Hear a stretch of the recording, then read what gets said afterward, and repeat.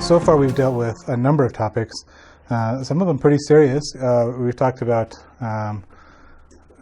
in the Slough of Despond, for example, we've talked about people that are convicted but never actually come to faith. They never actually come to the cross. We talked about what the cross can look like and how many different ways you can go. We've dealt with church membership at the Palace Beautiful, what a church should look like. We've dealt with straight-on attacks from Apollyon. We've dealt with depression in the valley in the shadow. We've dealt with a number of topics that are actually pretty weighty. We did suicide at the castle. We are going to finish off the book now. We're in the home stretch, if you will. Some of these topics get pretty weighty. There's a lot more doctrine coming up in the last few sections than there are at the beginning, until we get to the very end when we get to heaven, which is a lot more visual. But we're going to take on a few different topics that are complicated. The first one being ignorance. He's going to have a couple of starring roles. And then is going to come, we're going to talk about turn away a little bit and then little faith. So that's going to be dominating our topic for the next couple of weeks. Little faith is challenging, because the question is, when Jesus said, faith like a mustard seed, well, how big is a mustard seed? A mustard seed is the smallest seed that we know of. And what does that look like in terms of faith? Well, that's pretty tough. And how do we deal with the fact that in our realm, faith like a mustard seed can be very hard to observe? And what does that look like? But we'll take that on with him. But first, ignorance, because ignorance is going to play a little bit of a counterplay. We finished off the delectable mountains. Well, we didn't actually finish them off. We had one more paragraph to go. So I'll just read that to you so we can kind of get that going. Now, when they were about to depart, one of the shepherds gave them a note of the way. Another bid them beware the flatterer. And the third bid them heed that they sleep not in the enchanted ground. And the fourth bid them Godspeed. So we talked about the four different shepherds. There was watchful, sincere, knowledge, and experience. Okay? And so we could go through and talk about which one gave them which, but just say this. One of them warns them about the flatterer. He doesn't tell them what it is, but he says, beware the flatterer. You'll know him when you see him. Okay? The other one gives them a map, so they kind of know their way around. And all these things matter because what they're trying to do is prepare them, right? We talked about these shepherds. These shepherds are all about getting these weary, older, mature, but kind of beaten down pilgrims across the finish line. That's one of their ministries. Yes, they can, if you will, entertain non-believers. They can give them the gospel. Entertainment's a bad word, but they will feed the young and the exciting ones, right? But one of the ministries, as we read from MacArthur, is the ministry to elderly, the ones that are broken down, the ones that have been walking for a long time, the ones that really need encouragement to finish it off. It's easy to get people in the door. It honestly actually is really easy to get people in the door. You can do a lot of things to get people in the door and keep them entertained. But to get saints to mature, grow, battle out all the different temptations of this life, and then make it across the finish line, that's a much, much more complicated prospect. That's really the difficult thing, especially for a shepherd that's in the ministry for a long time, because you do see a lot of people fall away, and you do see people fail, right? And so this ministry of getting the elderly and getting people that have been around for a long time all the way in, that's a big deal. And that's what these shepherds take seriously. And so they give them all these advice and warnings to say, you're almost there. Finish it off. Watch for this, watch for this, watch for this. Because one of the big themes of the end of this book is the idea that you're going to choose a different route because it's more comfortable. Because it chooses a better way for you. Right? It fulfills what you desire. And if you've walked for 30 years and you've walked...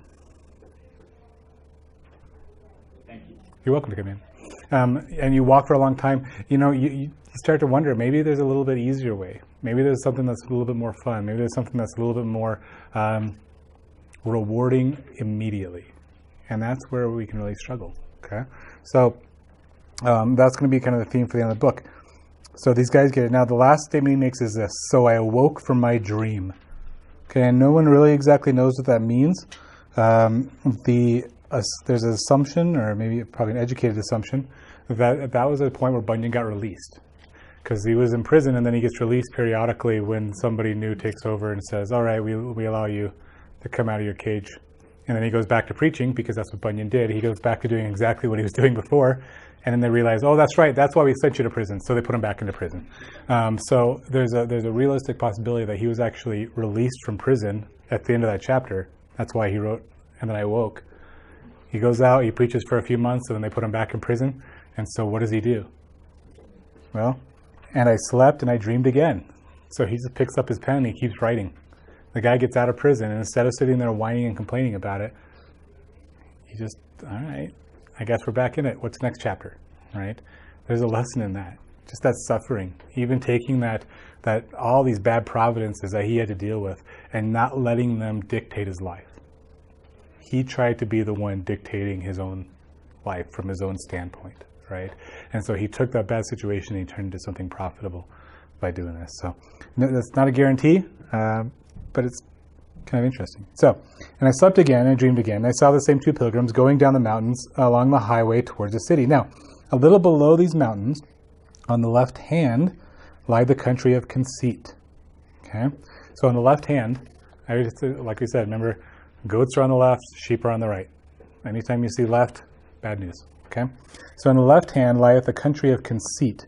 Now what does it mean to be conceited? Think highly of oneself. Mm-hmm. Think highly of oneself, but keep going. There's a slight modifier. More than you should. More than you should. That's what's the key, right? If Usain Bolt says, I'm one of the fastest people in the world, he's thinking very highly of himself. Is he wrong? No, he actually is pretty fast. The problem is now he starts saying, I'm going to go try out for Manchester United as a soccer player. Now he's started to kind of like think that because he's fast, he's good at everything. And so now he's gone past the point of being of thinking highly of himself to thinking more highly of himself than he should. And that's actually a good lesson, because you have to be careful that we don't destroy the image of God within us by sitting there and telling everyone how bad we are. God has given you giftings. God is giving us all unique abilities.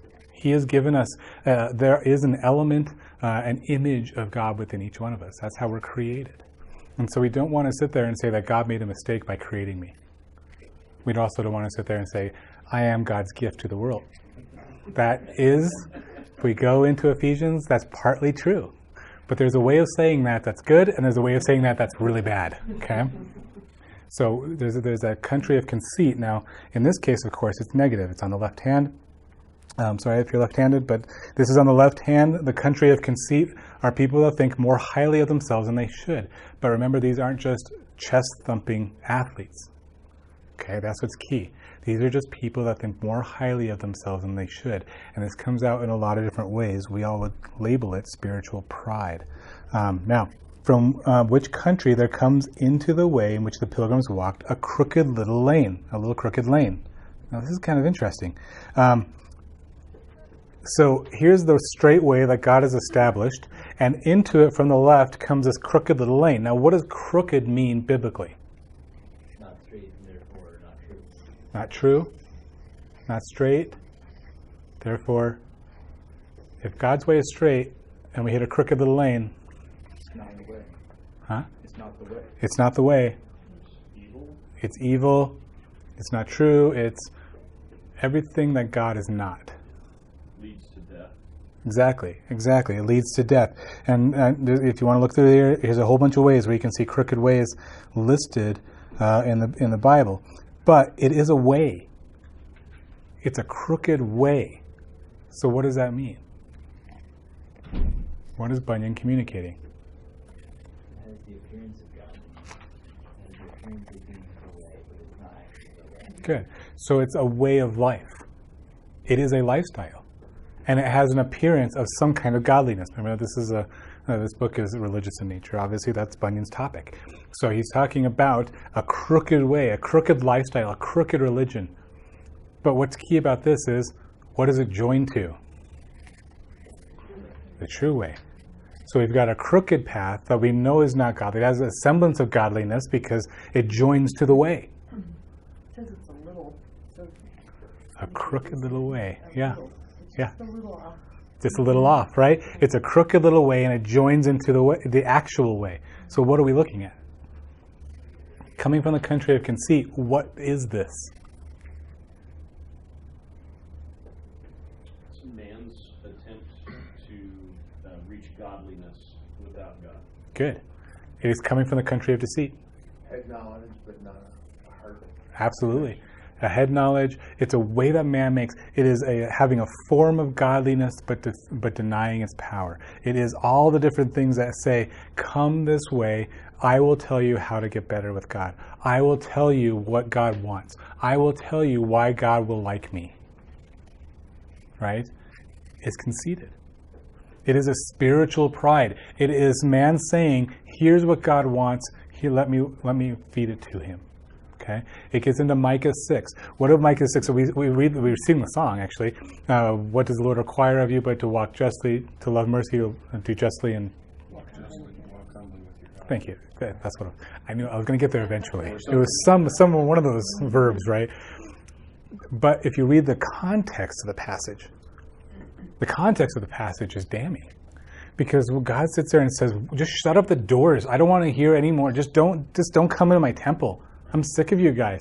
And the answer is not, oh my gosh, what have we done? It's not self-reflection. It's not even embarrassment. Then you see this, I don't know if it's a metaphor or what, but basically it's Israel personified as a person coming up before God as a challenger and saying, what do we do? What exactly do you want of us? We've done everything that you've asked us to do. How have we bothered you? This is actually what the context is. And that's what God says. God's actually saying, shut up the doors, I'm sick of you. And the answer is not, we should repent. The answer is, what's your problem? The problem must be with you, God, not with us. What would you rather have us do? Give 10,000 rams? Would you rather me give my firstborn to you? Is that what you're looking for, God? Because I feel like I've given everything. What's left for me to give to you? That's the answer back to God. And that's why God in Micah 6:8 says, this is what I want from you. Just to do justly, to love mercy, and to walk humbly with your God. That's all I'm looking for. Right? That's the context of Micah. That's the country of conceit. It is the country that comes over and says, God, I am so good that you're going to love me. Jason, why That's does why. Bunyan say that the crooked little way joins to the path rather than runs next to it? Good question. Because in his country, everybody is a Christian.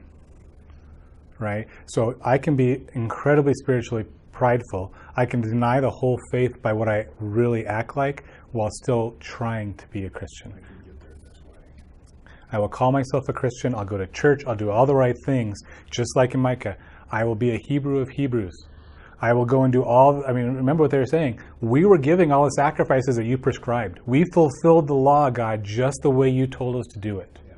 And he still said, shut up the door. So you can call yourself a Hebrew of Hebrews, as Paul did, and not know anything of the religion. In the same way here, the crooked path joins to the way. These are people that are coming out of the conceitful path, but they're calling themselves Christian. Okay? And this is where, of course, and that's the problem with the country of conceit. Everything is defined by me. Okay?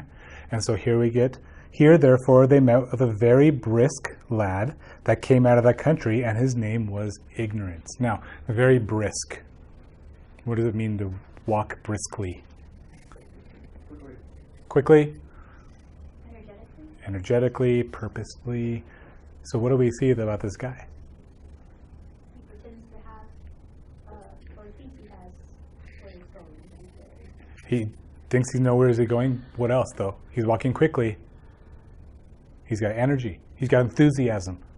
He's got action. He's moving, right? This is not just a guy that's kind of slowly wandering this way and that and saying, I just like to come to church on Easter and Christmas. This is a guy that has a purpose. He believes in where he's going. He believes that he's going to get there, but he's coming from the country of conceit, so we already know where he's coming from. And if you notice, this path joins the way here. Where could it also have joined the way if it wanted to be legitimate? Before the gate. At the gate. But the fact that it's joining here tells you what about the country of conceit? Exactly. We don't need the gate. And why would I need the gate? Remember, I'm good enough. God just wants me to come to him. I don't need the whole cross thing. I don't need this Jesus thing. He'll love me just the way I am. Okay? And this is going to get defined quite a bit more. Now, the reason for that is, and we'll talk more about this as we get into our second look at ignorance. They're going to run into him a couple of times. Is you got to remember the culture that Bunyan's coming out of. This is coming out of the Anglican, Episcopalian kind of world. Everybody's a Christian. Remember, atheism at this point is just starting. Secular atheism, as we know it, is just starting to come up into vogue. So everybody's a Christian. And so he's looking at it as culture. And if we're right with him being released from prison and coming back, he might have been inspired a little bit more too by what he saw. Everybody goes to church, or everybody thinks they should go to church. Everybody's going and doing their prayers, and they're reading from the Common Book of Prayer, and they're making a big deal about the Archbishop of Canterbury. Everybody's religious. Everybody's moral. And Bunyan sees a difference between religiosity and moralism and actual biblical Christianity. And what he sees is there a whole segment of society of ignorant people, of people that say they know the truth, but they live in denial of it. So that's what he's aiming at here. This is a great chunk of his society. And I would say, to a degree, it's a decent chunk of our society, if you include the spiritualists that have some morality about them. But even as we walk into our churches, we pack our churches, right? I mean, there's 10,000 people churches in the city. And we're kind of a small city compared to a lot of other places. Are all those people believers? Do we take just the professing Christians? Do we really check their maturity? Do we urge them on, or do we entertain them? So Bunyan's really trying to get at the heart of this ignorance, this moralism that tends to replace Christianity, right? The moralism and the character that replaces true faith and love for the Lord. And that's what he's taking on in ignorance. So Christian asked him what parts he came and whither he was going. So he starts to ask for his testimony. And ignorance says, "Sir, I was born in the country that lieth over there, a little on the left hand, and I'm going to the celestial city." So he asked him two questions. Where did he come from and where was he going? And so he said, "I come from over there." Is there something missing? Don't worry about the name. I just came from over there. And a little on the left hand, I'm going to the celestial city. All right. So now we know who he is. So he's a professing believer. He's said it of his own mouth. There's no guesswork. He said it. Okay. But how do you think to get in at the gate, for you may find some difficulty there? So what's Christian implying? How are you going to get into heaven? Because notice what he said. Christian's gone through. He realizes that the gifts of God at the gate are irreplaceable. Right? We already saw this at Vanity Fair. Remember what happened at Vanity Fair? They were making fun of their clothes. Who dresses like that? Well, that's weird. And what that was a metaphor, or allegory. That's what it is. It's an allegory for the Christian way of life, the way they think, the way we think differently, we act different, we assess differently, we look at life differently because of what God's done in our lives, right? Through the Word of God, through the sanctification of the Spirit, all those things change the way we look at life. And so we look different, we dress different from the way that everyone's looking at us. And so Christian quickly realizes that is evidence of God's work. The certificate, the sign on the forehead, and everything else. So here he meets up with this guy who says, "I'm going to the celestial city," and Christian says, "You're missing a couple things." Like everything, right? You may have issues getting into heaven. I'm just putting it out there. How do you think you're going to get in at the gate? All right, let's see. Ignorance says this: as other good people do. Which is what? Yeah, but we don't read that part of the Bible. What is ignorance? What is ignorance assessment? I'm good. I'm good, and therefore God will let me in. But you guys are skipping a step. What is he saying about God? God lets good people in. God lets good people in, and therefore there is a standard that can be met. There is a standard that can be met. And as other good people do, which means that I must be good because I can meet my standard. Perfect.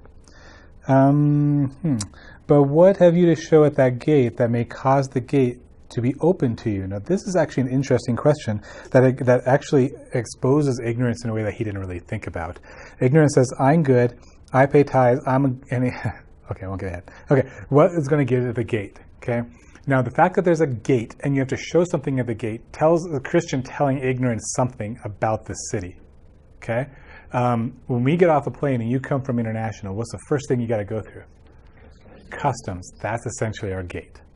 Okay, and now is customs particularly interested in your accomplishments? No. What are they looking for? Well, almost. What are they looking for first? Citizenship. Do you have the right to enter this country? Then they ask you for, do you have any fruits and everything else? Are you bringing any weird animals through and so on, right? But they want to know, do you have the right to come to this country? In our way, it's either a passport or a visa. Either way, you have to have permission to enter into our country. Based on whose authority? Governments.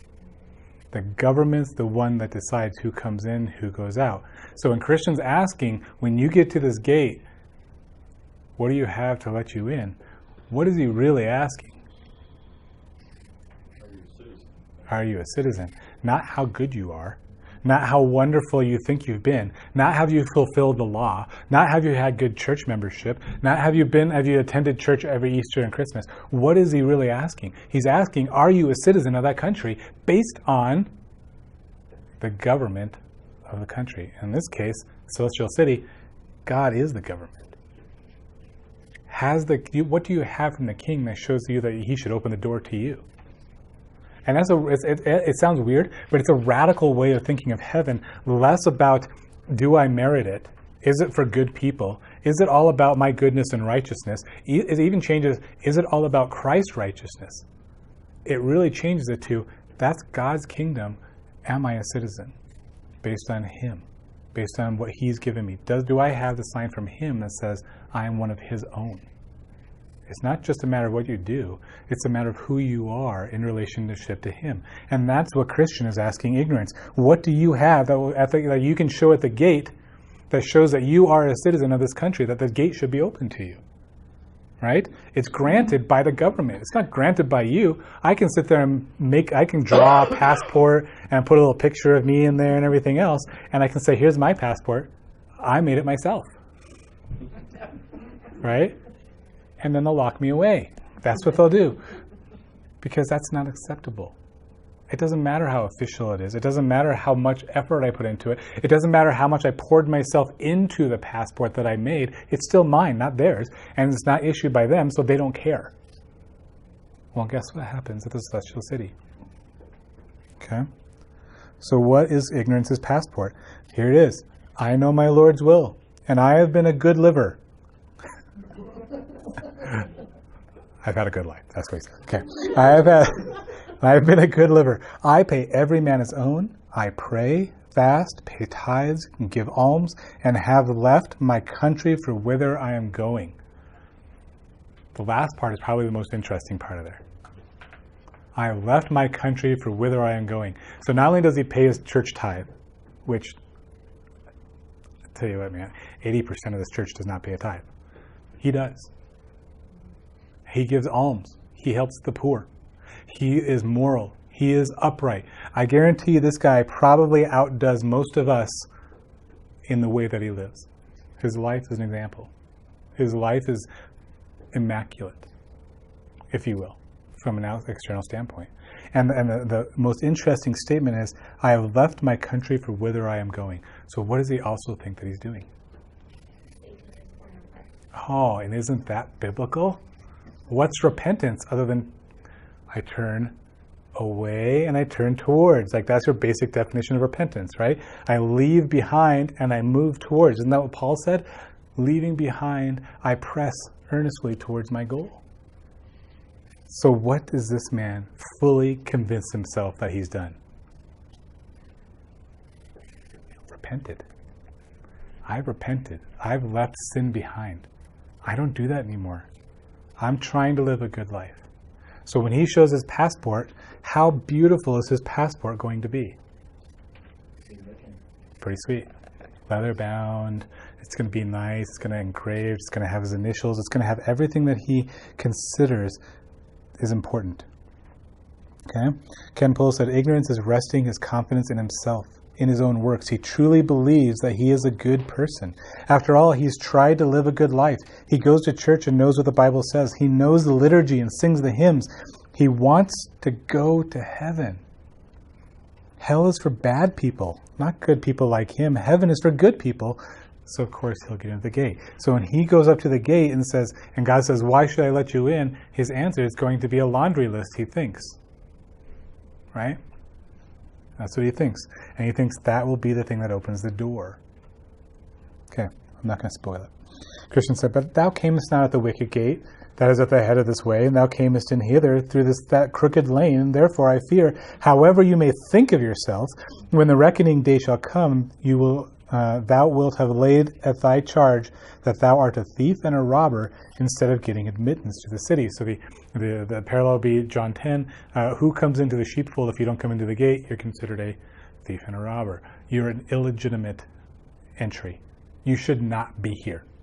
Okay? You have not come in the way. You are not authorized to be here. Should not. It doesn't matter how well you treat the sheep. You did not come in the gate. You jumped the wall. You're a robber. You're a thief. Okay? In the same way, Christian says, you did not come in through the gate, therefore you are illegitimate. Now, why would he say that? Is that biblical? Well, you may know, so with faith is knowledge, belief, and trust. Like you may know about God, you may believe God, but his trust is in himself, right? Not in God. Yeah, what's the one person that he's left out of his entire testimony to so far?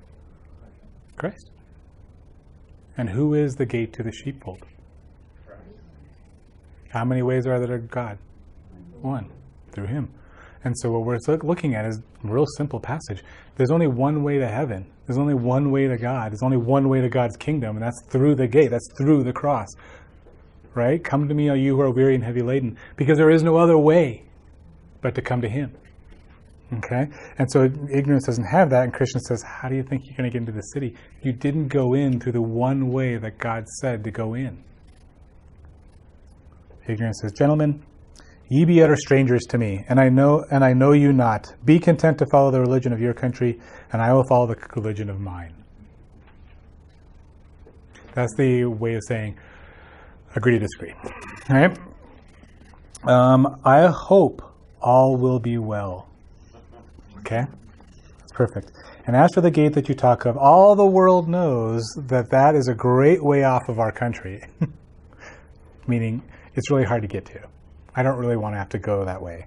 I cannot think that any man in all our parts doth so much as know the way to it, nor need they matter whether they do or no, since we have, as you see, a fine, pleasant green lane that comes down from our country the next way into the way. So, number one, I don't want to have to go that far out of the way. And is it that far out of the way? I mean, Christian have to get past through Vanity Fair Yep. and Valley of Despair and all these other things. Quite literally, it's quite far out of the way in this allegory. In reality, how far is it out of the way? Impossibly far. It requires you to cut yourselves at your ankles. It requires you to lower yourself to the ground. It requires you to take all your pride, to lay it aside and say, God, I have nothing. I desperately need you. Let me come to your cross. Jesus, I have nothing to offer, and I can just throw myself onto your grace. If there's an impossible chasm to cross, that's it. No man will ever admit that. There is just no man since the fall that can ever admit that they need the Lord more than they need themselves. And yet that's what God brings us to. That's true repentance. And so he won't do it. So it's impossibly far away. And he admits that. Who would want to do that? Who would want to bring themselves that low? Who really cares that much about this whole cross thing, right?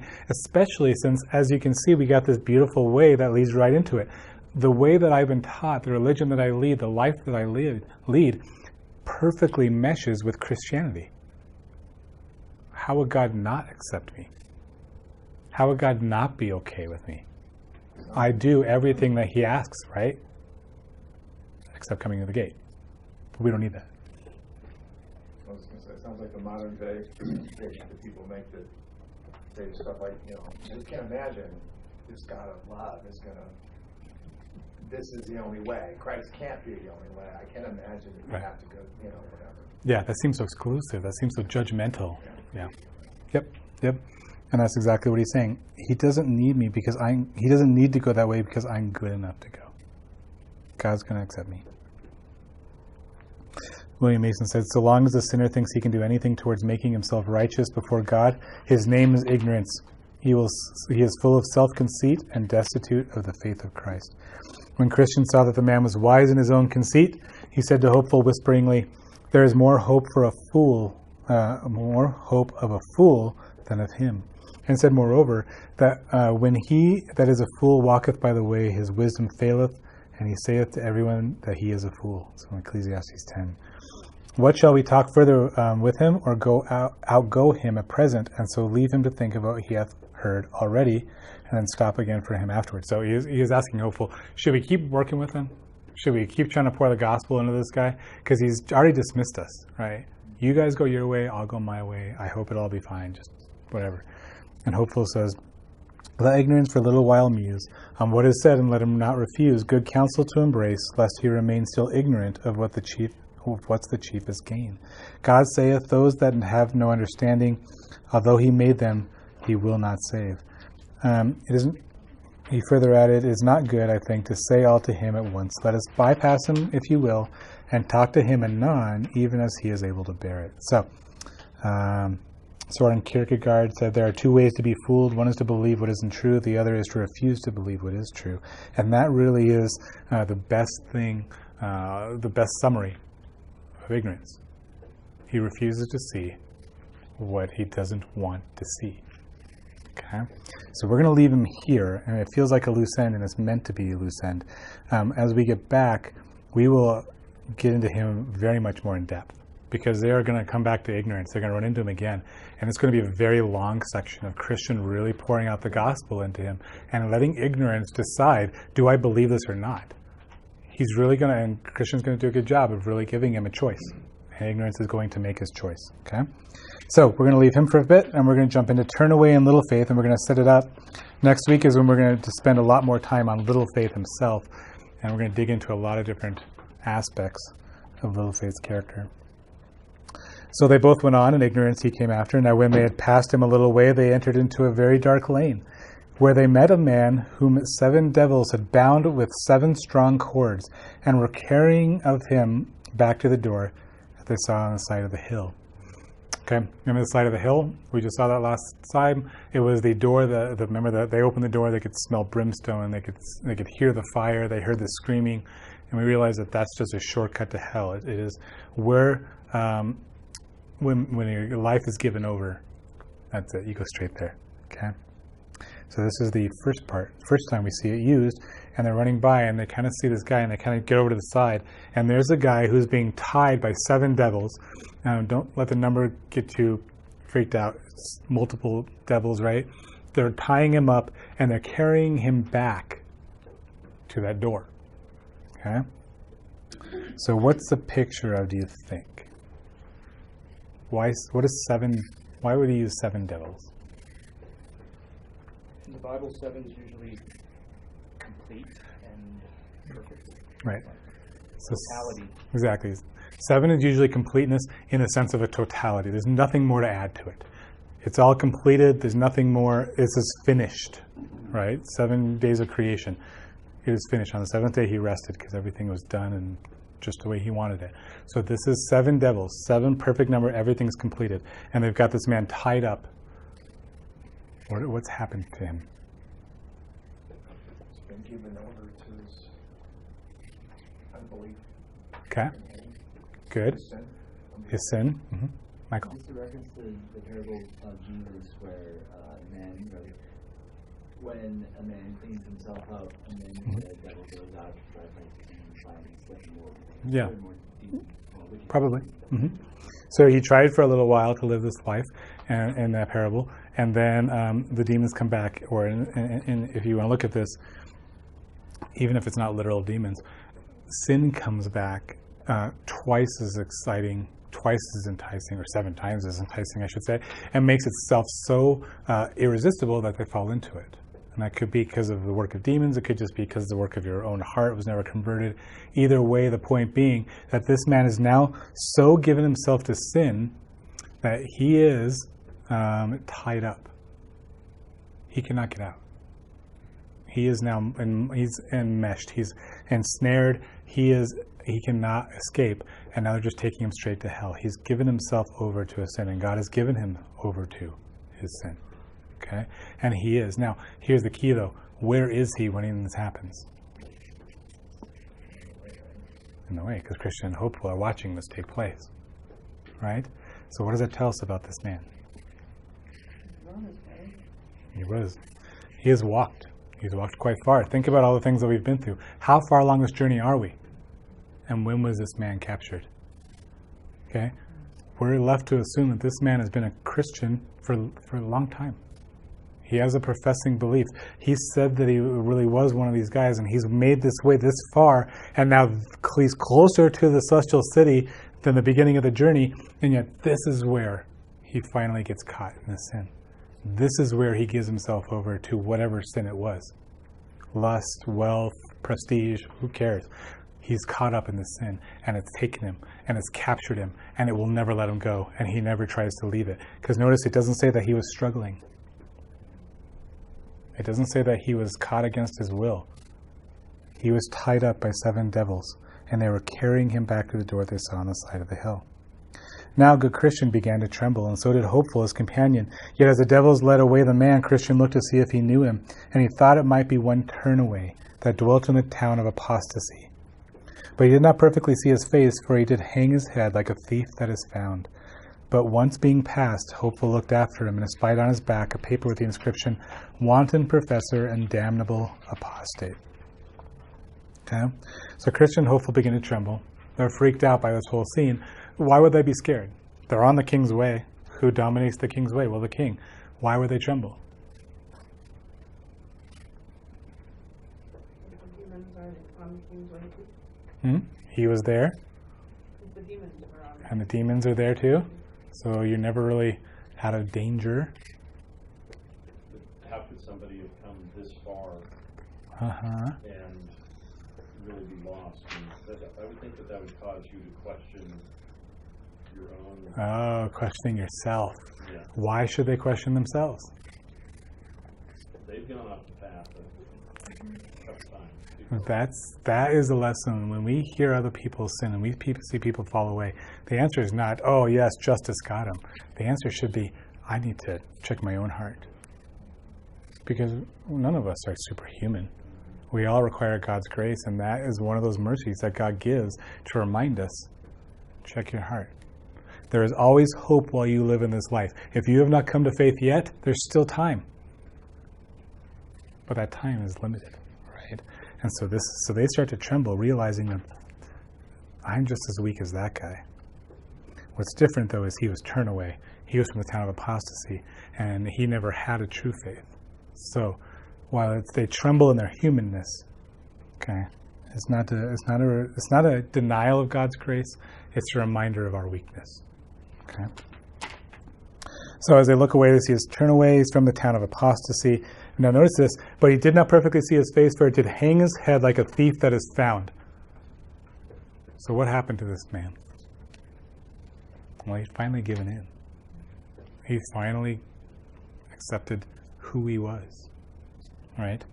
Talk about Brian Rutland a little bit, and my Starbucks message of the day apparently is all about how we just need to join Lady Gaga's Born This Way Foundation, which is scientifically irrelevant because they haven't been able to prove it yet. But the fact is, it's just accept me for who I am.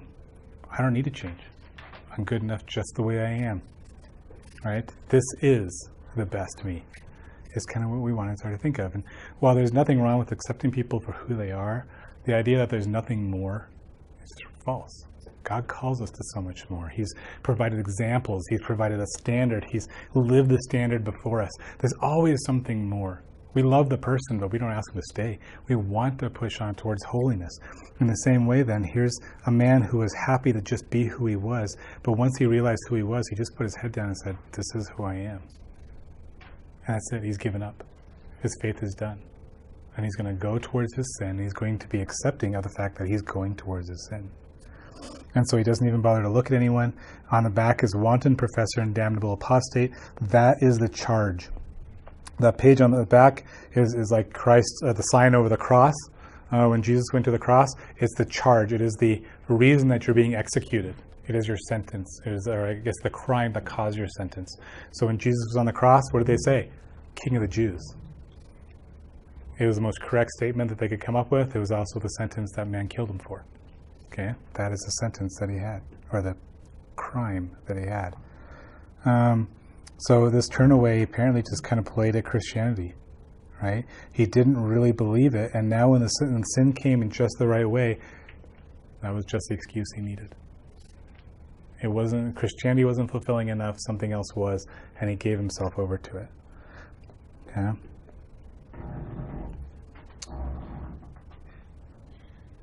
I don't want to know what that was. Then said Christian to his fellow, now I call to remembrance that which was told to me of a thing that happened to a good man hereabout. The name of this man was Little Faith, but a good man, and he dwelt in the town of Sincere. So now we're going to start with more of the narrative on Little Faith. Okay, we've got turn away. So we've got ignorance, and then we've got turn away, and now we're going to have Little Faith. And both ignorance and turn away are a little bit of counterpoints to Little Faith. Okay? And so we're going to kind of look at this, and it's going to be tough because he's now getting into these shades of gray from our standpoint, not from God's standpoint. From our standpoint, shades of gray on human character. And they're especially difficult in the church, and they're difficult, I'd say, in two places. One is going to be elderly people that are looking to die, and you just want them to finish off the race, and children where you're just not sure what their motivation is for saying that they believe in Jesus. So in the middle, everybody's so busy, it's kind of hard. But we have these two different characters. One is little faith. There's ignorance who pretends. There's turn away who just denies. And then there's little faith. And little faith means that he has little faith. And how much faith do you need? Just a little. Right? More is better, but little faith saves, right? So we see this kind of spectrum between, I guess, almost like a cliff on either side. Little faith is right in the middle. You've got self-confident ignorance on one side, and you've got rejecting turn away on the other side. Drop up into sin over here, self-confident sin over here, and then there's little faith right here in the middle. But as you'll see, he's going to actually skew a little bit towards the sinful pride area. Okay, and that's what's going to be tough about him. And what I want you to ask is, can a man really live like this and be considered a Christian? And as we go through it, you should ask that question, because it is a legitimate question. All right, let's see this man. First of all, how is he described? A thing that happened to a good man. So Christian calls him good. He's not him calling himself good. That's what ignorance did. This is Christian calling him good. So what does that say about little faith? From an outsider's perspective, if they see genuine fruit. Genuine fruit. This guy's the real thing. Okay? He's the real thing. And his name was Little Faith. He was a good man, so he said it twice now. And he dwelt in the town of Sincere, which means he was true. He was honest with who he was and his self-assessment. Okay? The thing was this, page 5. The thing was this: at the entering in of the passage, there comes down from Broadway Gate a lane called Dead Man's Lane, so called because of the murders that are commonly done there. And this Little Faith, going on pilgrimage as we do now, chanced to sit down there and slept. Okay, so there's a number of issues here. Number one, there's Broadway Gate. Now, where does that come from? That comes from there's the narrow way and there's the broad way. What is the broad way? It leads to destruction. What is it, though? Who populates it? Unbelievers. Keep going. Well, obviously, evil people because of the murders that happened. Oh, true, but we have to keep going further. When Jesus talked about the narrow way and the broad way, what is the broad way? It's the way of destruction. Yep, we've established that. Many will. Many will follow it. Remember who he's talking to in the passage. Who's his parable to? Pharisees. There's the narrow way and there's the broad way. And he's talking to the Pharisees. The Pharisees are always on the wrong path, right? So what is the narrow way? Well, the narrow way is to believe in Jesus. The narrow way is to throw it all upon him. The narrow way is to stop trusting in yourself and trust in me. So what is the broad way? Anything else? Anything around trusting in yourself will be the immediate context. Because remember, he is aiming for the Pharisees. I always thought of the broad way as, oh yeah, the murderers and the prostitutes and everything else. True, but in the context, actually, it's aimed at the self-righteous. That's the broad way. That's why many there are that follow it. Anyone that's convinced of themselves as being good enough, broad way. Anyone that wants to give up themselves and follow Jesus as their only hope, the narrow way. The constricted way. The way that only fits just you and nothing else. You can't take your pride, you can't take anything else with you. That's the narrow way. The broad way is for all those people that want to bring all of their works and all of their riches and all of their self-conceit and everything that they believe in, that's the broad way. There's plenty of space for that. But its end is destruction. Make sense? So here's Broadway Gate having this path that goes right next to or into the real way. Makes sense. We just saw that with ignorance. But then there's this little path that maybe is a shortcut, and it's called Dead Man's Lane. Okay? And there's a lot of murderers that have murderers. I keep wanting to say murderer. There's a lot of murders that happen on this path. So how does a Broadway Gate work with this? As pilgrims getting murdered? How does this work together? It's pilgrims that decide to leave the way so that they can trust in themselves. And so they start to decide they're going to start veering off towards the Broadway Gate. That's Dead Man's Lane. It's the off-ramp towards Broadway Gate. Does that make sense? And there's a number of spiritual murders there that happen because pilgrims they stop going. What looks like pilgrims off track. Okay? Now you get off the Dead Man's Lane, and little faith, walking along, yada, yada, yada, Dead Man's Lane. Oh, I'm kind of tired. I think this is a great place to stop and sleep. Okay? So what should we notice about little faith? Not very wise. Yeah, not the sharpest knife in the drawer, right? Oh, Dead Man's Lane. I wonder what that means. Maybe I'll stay here and find out. And so that's what he did. Okay? So he decides to sleep. He sleeps near Broadway Gate on Dead Man's Lane. So what does little faith do? It's not just giving himself over to sin. What is he giving himself towards? He stopped his pilgrimage to sleep, and he decided to take a rest right next to Dead Man's Lane and Broadway Gate. This man decided to try some self-righteousness. I'm going to be good enough. I'm going to earn my way. I'm going to do it. I'm going to stop with my pilgrimage, and I'm going to do my own thing for a while. Does that make sense? He doesn't necessarily give himself over to pornography. He doesn't necessarily go chase after the next get-rich-quick scheme. He just tries to be one of the people that go down Broadway Gate. Okay? And so he sleeps. Now there happened at that time to come down from the lane, from Broadway Gate, 3 sturdy rogues. That means they're tough, and they're scoundrels. And their names were Faint Heart, Mistrust, and Guilt. And they were 3 brothers. Okay? So that means 3 brothers, mean they all come 3 together. And there are 3 of them that are very instructive. First of all, Faint Heart. What would Faint Heart, how would you describe him in your own words? She just is on. Yeah. Kind of an Eeyore-ish. Right? Faint Heart. I got no confidence. There's nothing better than this. Just kind of get through it because we can't get any better. Okay? Faint heart. Mistrust. Tell me what mistrust means. How would you describe this? The opposite of trust. Good. What was your major? Mistrust. Kind of suspicion towards lack of trust, but that you suspect that in this case God is up to no good. Good. He's out to get you. He's not. Exactly. He doesn't have your best interest. Right. Mistrust. Exactly. I don't believe that anyone has my best interest in mind. It's not just God. Generally, mistrust is to anyone in my life. And so I refuse to believe that anyone is looking out for me. Right? No good deed goes unpunished. That's exactly that attitude. This isn't entirely untrue. But mistrust is the one who never believes that anyone, including God, could ever be for him. So you got faint heart, a guy that has no confidence that anyone's in his corner. Mistrust, who doesn't believe that anyone's looking for his good. And then there's a third brother who breaks the mold a little bit, and that's guilt. Tell me about guilt.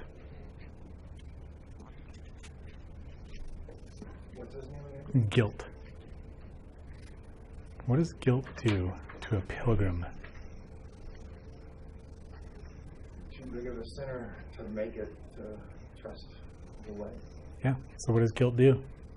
If you're too big of a sinner, then why even try?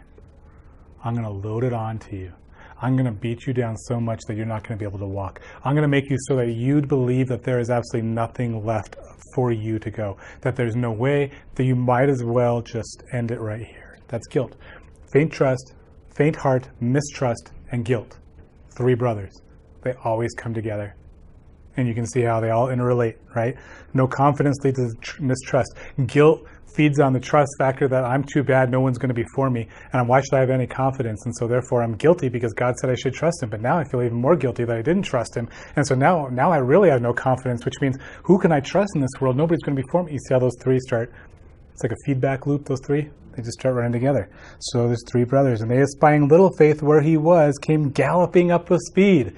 So little faith had stopped. He had turned his back on God's way. He had at least temporarily fallen asleep and gone after a different path. And so these 3 see the guy that's sitting still, and they come running up towards him. Okay? Right? The rolling stone gathers no moss. Well, this guy stopped rolling. And so he gathers the worst kind of moss. Now, the good man was just awake from his sleep and was getting up to go on his journey. Now, that's a big deal. So here he is. He's fallen asleep. He's done the wrong thing. And then he starts to awake, which means what? What is he realizing? I came to a senses. What should I be doing right now? Oh, crud. What should I be doing? I got to get going. I should be walking. And so what did he get up to do? Start walking, which is a picture of repentance. He repented. Doesn't that make everything better? Doesn't that fix the world when we repent of our sin? When we realize what's going wrong, aren't we left with just saying, oh, God, you're so great. Come and shower blessing upon me. And God says, oh, I love that you repented. Let me shower blessing upon you. Isn't that the picture that we see in TV? In all the movies that come out on Lifetime? All the Christian movies that come out at Christmas? Let's watch what happens. So he gets up and so he's intending to get back on his journey. This is a man, I want to walk for the Lord. So they, the brothers, come up to him, all to him, and with threatening language bid him to stand. At this, little faith looked as white as a cloud, and had neither power to fight nor fly. Then said faint heart, deliver thy purse. So what happened to little faith? Consequences. He has allowed the weed of sin to grow into his heart. He's the view of the way, the view of God has been clouded. And now he's allowed all kinds of other things to seep into his conscience, to seep into his eyesight, to seep into his life. And now he's got to deal with it. And he's turning white as a cloud because he's not prepared for what had happened. And now he doesn't know what to do.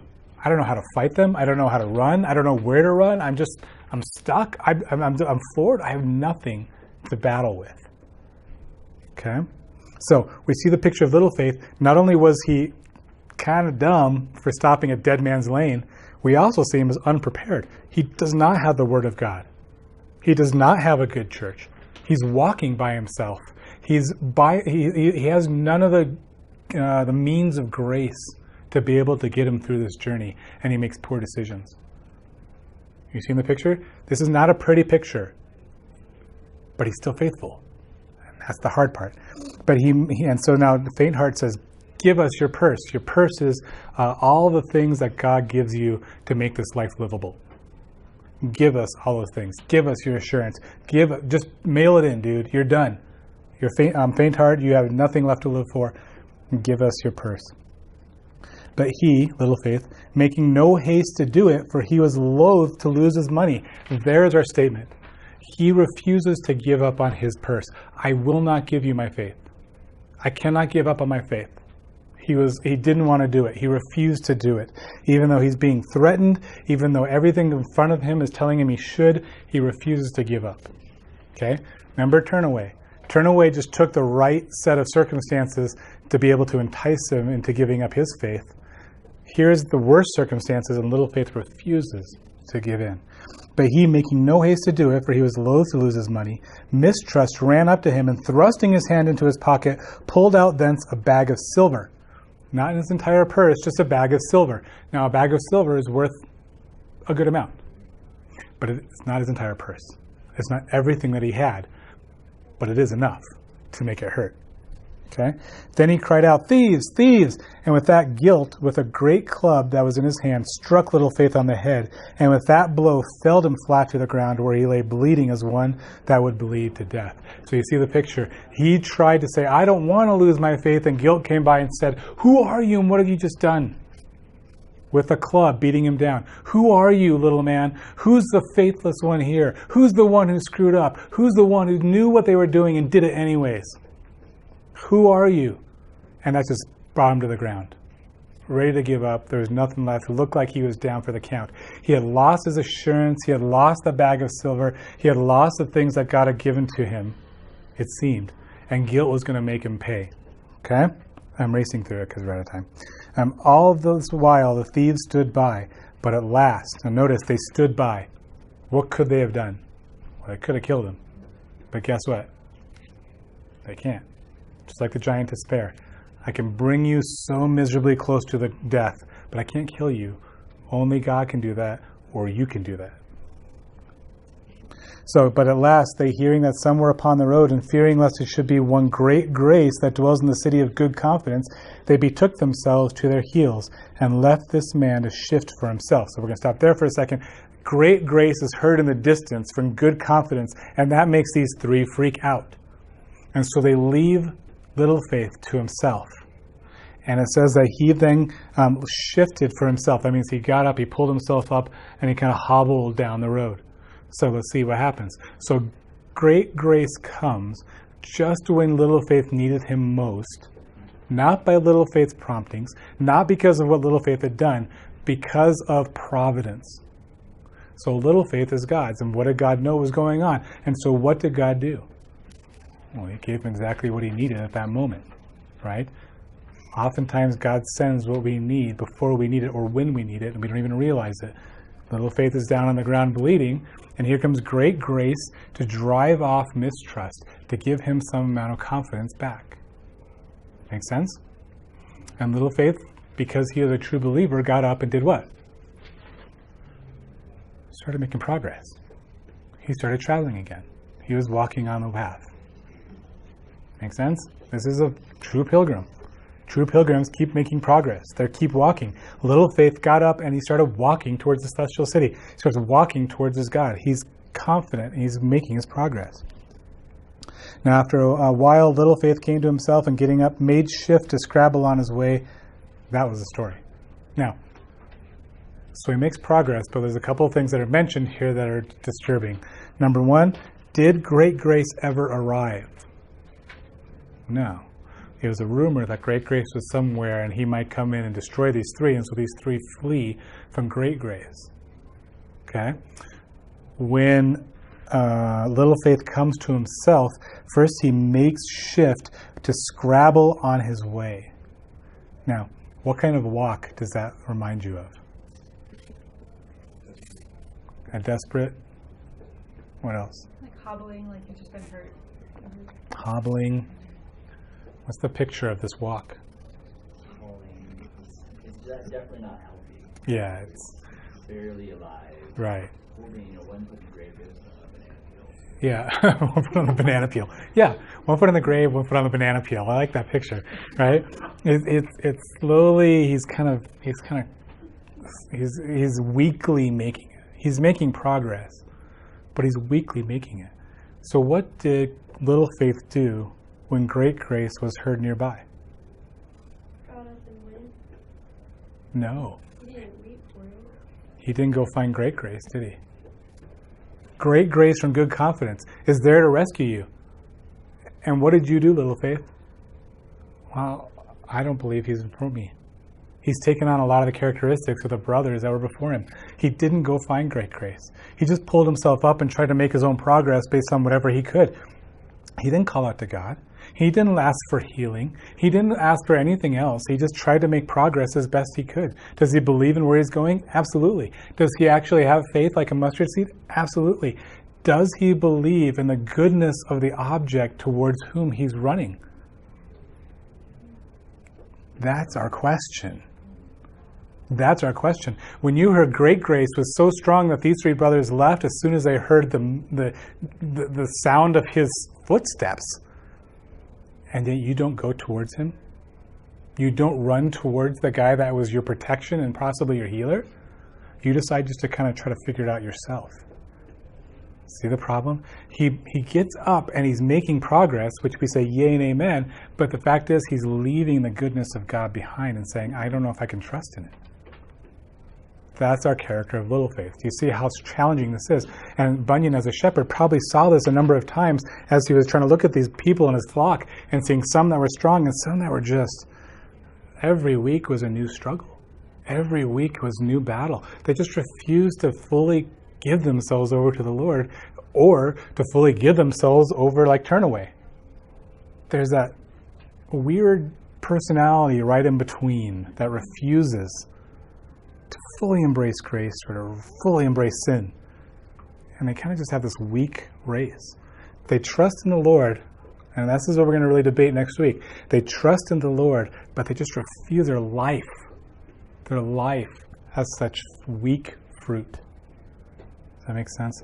Their fruit is shriveled up, tiny, small. It needs a lot of fertilizer, and they just refuse to give it to it. They're satisfied with the occasional apple instead of really going after nice, juicy orchards. Does that make sense? So that's what we're looking at. That's little faith. That's why he's so challenging, because we're going to look at it, and Hopeful is going to take the position of, this guy can't be a believer. There's just no way that he can be a believer. He might as well just mail it in. And Kristen's going to go, hey man, be careful of what you're talking about, because you're in danger of becoming so confident in your own strength that you're saying that this could never happen to you. That's your implications, Hopeful. This guy's not good, but you're not that far removed from little faith. So there's that spiritual pride issue, okay? And we got to kill that spiritual pride issue, because guess who we talk to afterwards? Ignorance again. That's how they all connect.